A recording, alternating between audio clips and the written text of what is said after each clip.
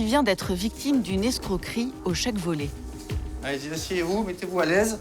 Il a répondu à une annonce a priori très séduisante sur les réseaux sociaux.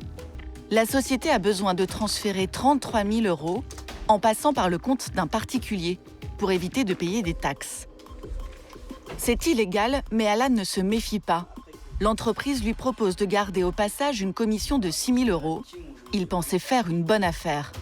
Et en fait, comme je voyais que ça allait pas trop dans ma famille, du style, mon père galérait un peu pour ramener de l'argent et tout ça. Je voyais que mon grand frère trouvait pas trop du travail. Du coup, je me suis dit pourquoi pas et voir ce que ça dit. La société insiste pour déposer elle-même le chèque au nom d'Alan dans une agence bancaire. C'est eux qui l'ont déposé ou c'est vous qui vous envoyez? C'est eux qui l'ont déposé. Donc le chèque, je l'ai pas vu, je l'ai pas signé, j'ai même pas noté mon nom, quoi. Et vous avez pas trouvé ça bizarre? Vous n'êtes pas dit que c'était malhonnête, qu'il n'y avait pas une embrouille, un truc comme ça? Ou vous êtes passé outre en disant, tant pis, j'ai besoin de gagner d'argent pour ma famille? Sur le moment, non.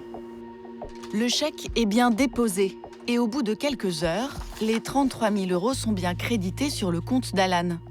Il est donc en confiance et reverse comme prévu une partie de cette somme à l'entreprise en lui adressant plusieurs virements bancaires. Et là, vous avez fait plusieurs virements. Ils vous ont expliqué pourquoi pas faire un virement en une fois? Non.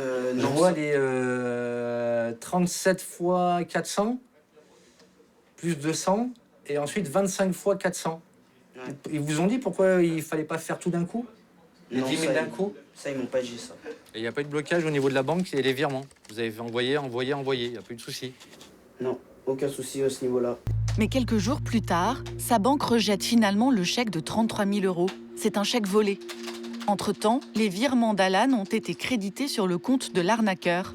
Les escrocs ont profité du délai entre l'encaissement immédiat et le contrôle de la banque. Quand vous êtes aperçu de l'escroquerie, qu'est-ce que vous vous êtes dit? Honnêtement, je me suis dit que ma vie, elle était finie.